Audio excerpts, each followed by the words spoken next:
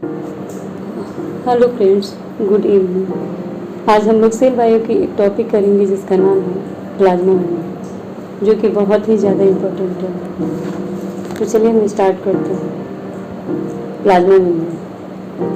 Plasma membrane जो है fluid mosaic model आज के डेट में सबसे ज़्यादा एक्सेप्टेबल है, और इस मॉडल को देख करके हम लोग काफ़ी अच्छे से प्लाज्मा मेम्ब्रेन के बारे में समझ सकते हैं। इस मॉडल को जो कि सिंगर और निकोलसन ने दिया था।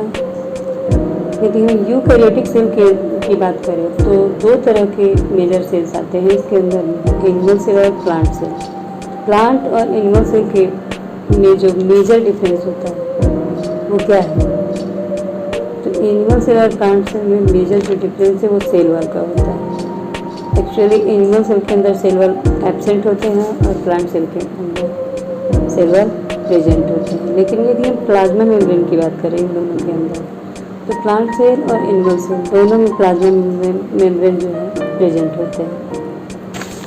तो प्लाज्मा मेम्ब्रेन जो होती है ये प्लांट और एनिमल सेल दोनों में पाया जाता है, दोनों के अंदर पाया जाता है। ये प्रोटोप्लाज्म की आउटर कवरिंग भी होती है। क्या प्लाज्मा मेम्ब्रेन जो है ये प्रोटोप्लाज्म की आउटर कवरिंग होती है जो सेल को एक तरीके से शेप देती है। और ये प्लाज्मा मेम्ब्रेन जो है ये सेल को एक्सटर्नल इन्वायरमेंट से यानी बाहरी वातावरण से सेपरेट करती है। यदि हम इसके स्ट्रक्चर की बात करें तो प्लाज्मा मेम्ब्रेन प्रोटीन की दो लेयर से बनी होती है। दो layer in the sense upper layer lower होता है, यानी कि सैंडविच यदि आप लोग देखे होंगे तो सैंडविच में दो ब्रेड होता है, एक ऊपर और एक नीचे। वैसे ही प्लाज्मा मेम्ब्रेन में दो लेयर है, एक ऊपर और एक नीचे। तो दोनों जो लेयर है ये प्रोटीन की बनी होती है। जैसे सैंडविच में दो ब्रेड के बीच में कुछ आलू वगैरह मसाला हो देता है, वैसे ही ये जो प्लाज्मा मेम्ब्रेन है तो दो लेयर जो हो गया अपर और डाउन, यानी अप डाउन, ऊपर और नीचे, इनर और आउटर जो है ये प्रोटीन की बनी होती है। और बीच वाली जो लेयर है वो फॉस्फोलिपिड की लेयर होती है, वो भी दो लेयर होती है, इसीलिए वो भी दो लेयर में पाई जाती है जिसको हम लोग बाई लेयर बोलते हैं। तो फॉस्फोलिपिड की बाई लेयर और दो प्रोटीन की, यानी तीन लेयर टोटल इसमें पाई जाती है। इस तरह से प्लाज्मा मेम्ब्रेन की तीन लेयर होती है।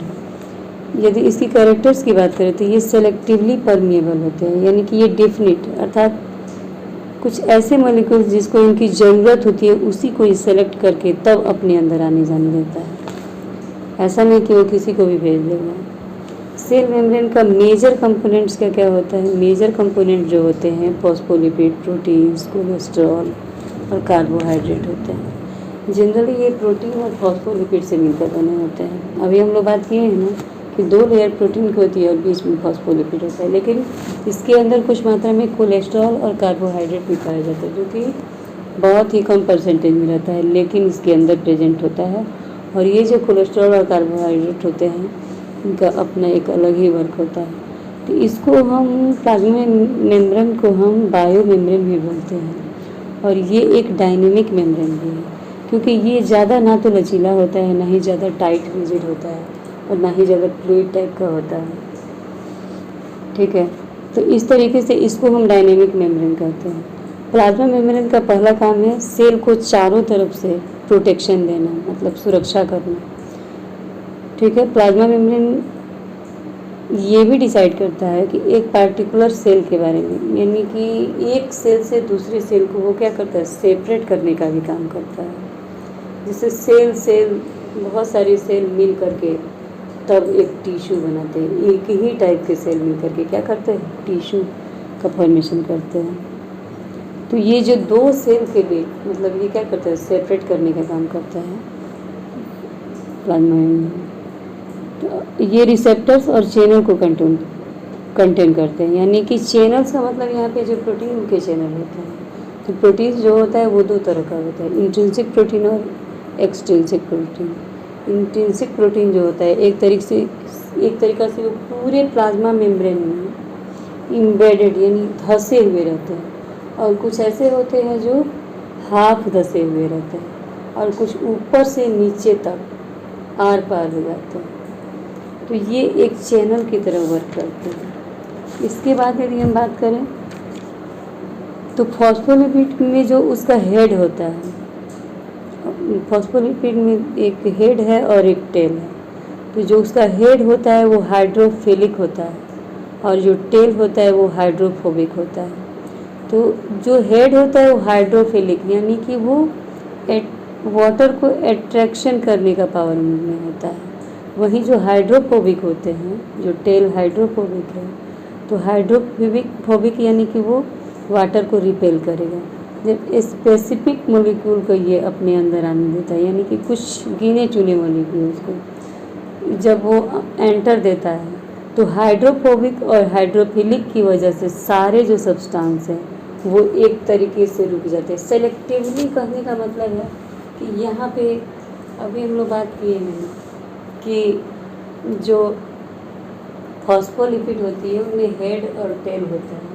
तो यही जो हेड टेल है ये क्या होते हैं, हाइड्रोफिलिक और हाइड्रोफोबिक होते हैं। इसी हाइड्रोफोबिक की वजह से इसका टेल जो है हाइड्रोफोबिक होता है। इसी टेल की वजह से जो मॉलिक्यूल्स का जो आदान प्रदान है, आना जाना है, वही है जो अंदर आने नहीं देता है। ठीक है, तो एक तरीके से क्या करता है, जो भी मॉलिक्यूल्स जब इसके अंदर एंटर करते हैं तो हाइड्रोफोबिक और हाइड्रोफिलिक की वजह से सारे जो सब्सटेंस हैं वो एक तरीके से रुक जाते हैं।